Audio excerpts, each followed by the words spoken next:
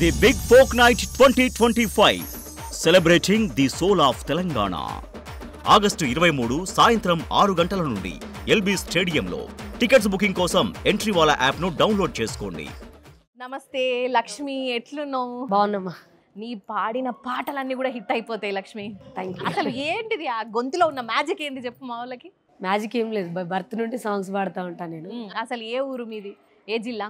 మాది నిర్మల్ జిల్లా, Mudhol mandal, గన్నోరా village. Present అత్తవారు ఊరు వచ్చేసి పెద్దపల్లి జిల్లా, రామారావుపల్లి విలేజ్. ఓకే. సో చిన్నప్పటి నుంచి పాటలు అంటే ఇష్టమా నీకు బాగా? చాలా ఇష్టం ఉండేది. అంటే ఫోక్ పాటలు ఫస్ట్ ఎట్లా షురూ చేసినావు పాడుడు? అంటే వాళ్ళ అమ్మ నాన్న వాళ్ళు ఇంట్లో నానమ్మ వాళ్ళు పాడేవాళ్ళు. కొంచెం మాకు మహారాష్ట్ర బార్డర్ కాబట్టి మా విలేజ్, నాకు మరాఠీ కొంచెం టచ్ ఉంటుంది. ఓకే. కాబట్టి అట్లా మరాఠీ ఫోక్, తెలుగు ఫోక్ అలా పాడేదాన్ని. ఈ మధ్యకాలంలో నువ్వు మంచి పాట అంటే హిట్ అయిన సాంగ్ అంటే పుష్ప నుంచి ఫీలింగ్స్ సాంగ్ కదా. సరే మరి ఒక్కసారి ఆ పాట మా వాళ్ళ కోసం పాడతావా? ఓకే, చలో పాడు. 6:00, 7:00, పావు తక్కువ 10:00, పడుకుంటే ఓసారి, మెలుకుంటే ఓసారి, ఏమితో చక్కగా కూసుంటే ఓసారి, ఏలు దొక్కుతుంటే ఓసారి, ఓసారి కాలు దొక్కుతుంటే ఓసారి, ఓసారి నువ్వు పక్కనుంటే ప్రతి ఒక్కసారి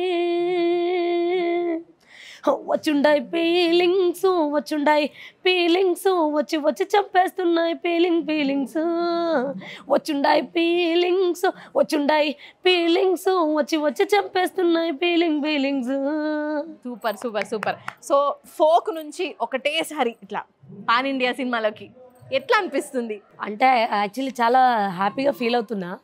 ఎందుకంటే అట్లాంటి సినిమాల్లో పాడడం కోసమే ఇప్పుడు దగ్గరగా ఒక 10 years అవుతుందేమో ఫీల్డ్లోకి వచ్చి, అంటే యూట్యూబ్లోకి వచ్చి 2017లో అట్లా వచ్చినా నేను. నాకు 17 సంవత్సరాలు అప్పుడు. సో అప్పటి నుండి ఇప్పటి వరకు సినిమాల్లో పాడాలని ప్రయత్నిస్తూ వచ్చిన. సో లాస్ట్ అయితే ఇప్పుడు అవకాశం వచ్చినందుకు చాలా హ్యాపీగా ఫీల్ అవుతాను. ఓ సూపర్. అండ్ ఒక మంచి హస్కీ వాయిస్ తోటి ఆ ఫీలింగ్స్ సాంగ్ పాడి మమ్మల్ని అందరినీ కూడా ఎంటర్టైన్ చేసిరు. ఇంకా అంటే ఏమేమి సాంగ్స్ పాడిరు మీరు తెలంగాణ? ఈ మధ్యకాలంలో మీరు వాడిన ఒక తెలంగాణ ఫోక్ హిట్ సాంగ్ పాడు. అంటే ఫోక్లో అంటే నేను చాలా పాటలు పాడాను. సో దాంట్లో కూడా పేరు తెచ్చిన పాటలు కొన్ని ఉన్నాయి. దాంట్లో ఓ బావో సైదులు, అది మొదటి సాంగ్ నాది. చాలా బ్లాక్ బస్టర్ హిట్ సాంగ్. అప్పట్లో 2017లో ఫోక్ సాంగ్స్ ఒక 10 million వెళ్ళింది అని అంటే అది చాలా గొప్ప విషయం. అప్పట్లో మేము చేసేటప్పుడు అంటే మనం ఇప్పుడు వచ్చినటువంటి సింగర్స్ వాళ్ళు ఎవరు లేరు. మౌనిక, నేను, శిరీష వాళ్ళు మాత్రమే ఉన్నాం. అప్పుడు ట్రెండింగ్ సింగర్స్ మేమంతా ఆ ఇయర్. మరి ఈ ఫోక్ ప్రస్థానం మీద ఎట్లా షురు అయింది? అంటే నేను డిగ్రీ చదువుకోవడం కోసం నేను నిజామాబాద్ వచ్చాను. అప్పుడు గడ్డం రమేష్ అన్నకి యూట్యూబ్ ఛానల్ ఉండేది, గడ్డం మ్యూజిక్ అని. సో అన్నకి నేను మెసేజ్ చేసిన, నేను కూడా పాడతానన్నా, నాకు కూడా పాటలు అంటే చాలా ఇంట్రెస్ట్ అని. సో అన్న తర్వాత నన్ను కాంటాక్ట్ అయ్యారు. అయిన తర్వాత ఓ బావో సైదులు అని చెప్పి ఒక డ్యూయట్ సాంగ్ పాడిచ్చారు నాకు. ఆ పాట చాలా పెద్ద హిట్ అయిపోయింది. ఆ పాటతో ఒక 1 yearలో నేను అలా ఒక 100 songs అలా కంప్లీట్ చేసేసాను. ఓ ఒక్క సంవత్సరంలో. సూపర్. అసలు ఆ పాట తర్వాత మళ్ళీ ఆనాడేమన్నంటినా తిరుపతి, ఈనాడేమన్నంటినా తిరుపతి, తిన్నా తీరం పడతలే, కుసున్నా తీరం పడతలే, చలో చలో కమలమ్మ, గాజులు తెప్పి మావయ్య, ముద్దుల రాయమల్లు, అందాల నామగడు, ఇలాంటి ఇంకా చాలా పేరు తెచ్చిన పాటలు ఉన్నాయి. సో అట్లా నేను చాలా పాటలు పాడు. సో ఇప్పుడు మనందరి కోసం తిన్నా తీరం పడతలే, కూసున్నా తీరం పడతలే, అలాగే ఒకసారి వాడండి అది. తిన్నా తీరం పడుతలే, కూసున్నా తీరం పడుతలే, ఏడున్నా తీరం పడుతలే, ఎవలున్నా తీరం పడుతలే, బాధైతోందే నీ ఆదిలో మనసంత, మస్తు బరువైతోందే నీ ఆదిలో మనసంతా, బాధైతోందే నీ ఆదిలో మనసంత, మస్తు బరువైతోందే నీ ఆదిలో మనసంతా, రవ్వంత గోసులాట అగ్గోలే రాసుకుంది, ఇక మాట మాట వెరిగే ఇద్దరి మనసు ఇరిగే, కొవ్వత్తి ఓలె గరిగే కోపాలు ఎందుకో ఈ పిలగ, బాధైతోందే నీ ఆదిలో మనసంత, మస్తు బరువైతోందే నీ ఆదిలో మనసంతా. సూపర్. కానీ ఈ పాట వింటుంటే నాకు అసలు బాధ అయితలేదు, నాకు సంతోషం అవుతున్నది. థ్యాంక్ యూ అండి. ఓకే లక్ష్మి, ఇప్పుడు 2017 అన్నారు మీరు యూట్యూబ్ స్టార్ట్ చేసిన, అప్పుడే పాటలు పాడు షూరీ చేసిన. అవునండి. సో అప్పటి లక్ష్మికి ఇప్పుడు మంచిగా హిట్స్ వచ్చి సినిమాలలో, పాన్ ఇండియన్ సినిమాలలో, పెద్ద పెద్ద సినిమాలలో పాటలు పాడుతున్నావు. మరి అప్పటి ఫోక్ సింగర్ లక్ష్మికి ఇప్పటి లక్ష్మికి ఏమి డిఫరెన్స్ గమనించారు? అండ్ మన లైఫ్ జర్నీలో మనం చాలా నేర్చుకుంటుంటాం ప్రతి అడుగులో. మరి అప్పటికి ఇప్పటికి మీరు మీ జీవితంలో కానీ ఫోక్ పాటలలో కానీ ఏం నేర్చుకున్నారు? నేర్చుకోవడం అంటే ఫోక్ సాంగ్స్ పాడేటప్పుడు అలాగే సినిమా అవకాశం వచ్చిందనే కొమ్ములు రాలేదనుకోండి. అప్పటికి ఇప్పటికీ అలాగే ఉన్నా నేను. సో కాకపోతే సినిమాలో పాడాలి నాకు ఫీల్డ్కి వచ్చినప్పటి నుండి చాలా ఇంట్రెస్ట్. కాబట్టి అంత పెద్ద అవకాశం వచ్చింది కాబట్టి నేను దీంట్లో నేర్చుకుంది ఏంటంటే, మనం ఎంత ఎత్తుకెదిగినా కూడా ఒదిగి ఉండాలి అనేది చాలా ఇంపార్టెంట్ విషయం అది. ఎందుకంటే మనకి ఎంత టాలెంట్ ఉన్నా కూడా దాన్ని ఎక్కడ ఉపయోగించాలో అక్కడే ఉపయోగించాలి. ప్రతి దగ్గర అది కరెక్ట్ కాదనే విషయం. అండ్ అలాగే పెద్దవాళ్ళతో జర్నీ చేయడం ఎలా అంటే, వాళ్ళు ఏ విధంగా కష్టపడ్డారు, ఏ విధంగా అలా సెలబ్రిటీ అయ్యారు, ఆ స్థాయికి ఎలా వెళ్ళారు అసలు. అంటే డిఎస్పి సార్ నన్ను అక్కడ చెన్నైలో ఈ రికార్డింగ్ అయింది, మన ఫీలింగ్ సాంగ్ చెన్నైలో రికార్డింగ్ అవుతుంది. సార్ నాకు కాల్ చేశారు. నాకు అర్ధరాత్రి 12 గంటలకు వచ్చింది కాల్.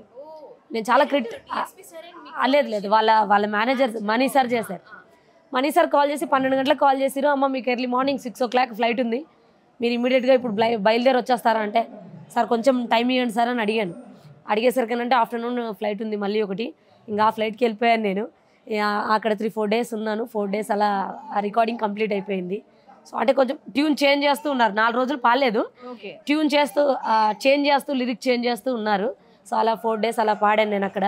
ఇంకా మేల్ సింగర్ కావాలి అని అంటే మన శంకర్ బాబన్న తెలిసిన ఆయన, అంటే ఆయన వాయిస్ అంటే చిన్నప్పటి నుండి చాలా ఇష్టం నాకు. సో అన్నతో పాడిస్తే బాగుంటుంది సార్ అని ఒక చిన్న సజెషన్ ఇస్తే సార్ కూడా కాదనలేదు. సరే అమ్మ పిలిపించండి అంటే అక్కడికి వెళ్ళాం, పాడాము, వచ్చాం. అంటే అక్కడ నేర్చుకుంది ఏంటంటే, ఆయన అంత పెద్ద వ్యక్తి అయ్యింది కూడా నేను భయపడ్డాను అసలు ఆయన ముందర ఎలా మాట్లాడాలి, ఎలా నిలబడాలి అని. వాస్తవానికి అటువంటిది అట్లా ఏం లేదని, మీరు కూల్గా ఉండండి, ఫ్రెండ్లీగా ఉండండి, నాతో నేను ఒక ఫ్రెండ్ అనుకోండి, పాడేయండి, మీ ఆయన్ని తలుచుకొని పాడేయండి అని అన్నాడు. చాలా ఫన్నీగా చాలా బాగా అనిపించింది. అదే అంత కష్టపడి వచ్చిన వాళ్ళకి ఆ ఈగో అదంతా ఉండదండి, ఆ పొగరు అలా ఏం ఉండదు.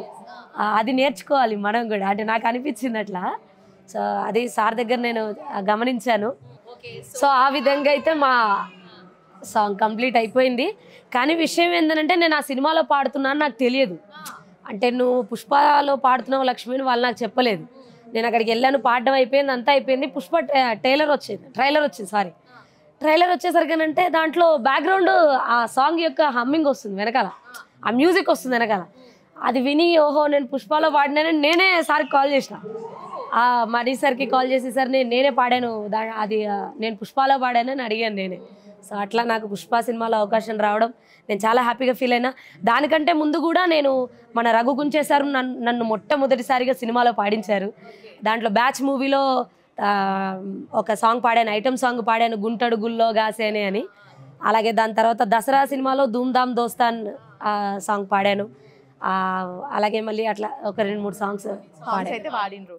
సూపర్. అసలు ఈ ఫోక్ జర్నీ నుంచి కంప్లీట్గా పాన్ ఇండియన్ సినిమాల వైపు వచ్చేసింది అనమాట మీ పాటల జర్నీ అయితే. అఫ్ కోర్స్ మాకు కూడా చాలా సంతోషంగా ఉంది మీరు ఇట్లా పాటలు పాడుతుంటే. All the best. ఇట్లనే మీ పాటలతోని మమ్మల్ని అందరినీ కూడా ఎంటర్టైన్ చేయాలి మీరు. థ్యాంక్ యూ అండి. ఉంటా. Once again all the best నీకు.